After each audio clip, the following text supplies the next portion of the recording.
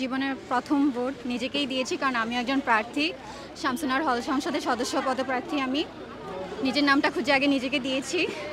আর মোটামুটি ভালো অভিজ্ঞতা, যেহেতু নিজেই প্রার্থী, আমি শামসুনার হল সংসদের সদস্য পদপ্রার্থী।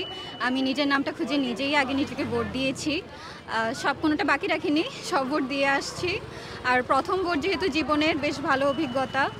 সবাই এখানে একটা আমেজপূর্ণ অবস্থা, হলের সবাই মিলে এসেছি, ভোট দিয়েছি।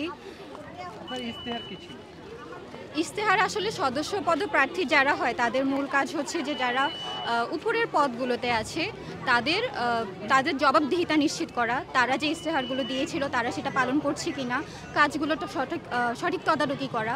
এছাড়া হচ্ছে যাদের শিক্ষার্থীদের কথাগুলো শোনা। একমাত্র স্মার্ট সিটি বসুন্ধরা, আধুনিকতায় এক ধাপ এগিয়ে।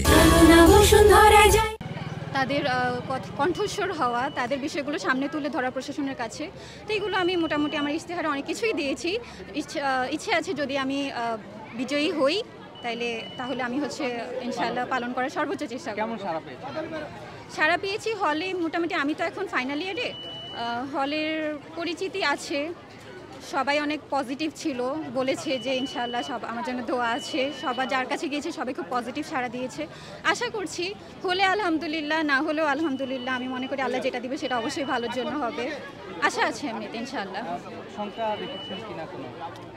সংখ্যা আসলে এখন তো বলতে পারছি না, লাস্ট মোমেন্টে ভোট অনেক চেঞ্জ হয়, দেখা যাক। Hope for the best. সকাল থেকে সমস্যা ছিল? না, কোনো সমস্যা নেই, সব কিছু একদম স্বাভাবিক আছে। আপনার আনন্দ মুহূর্ত যদি একটু প্রকাশ করতেন, যদি আপনি জয়ী হন তাহলে কেমন লাগবে? জয়ী হলে ওই যে বললাম যে জয়ী হলেও আলহামদুলিল্লাহ, জয়ী না হলেও আলহামদুলিল্লাহ, আল্লাহ যেটা দিবে সেটাই মেনে নেব। আর যদি জয়ী হই ইনশাআল্লাহ নিজের সর্বোচ্চটা দেওয়ার চেষ্টা করব।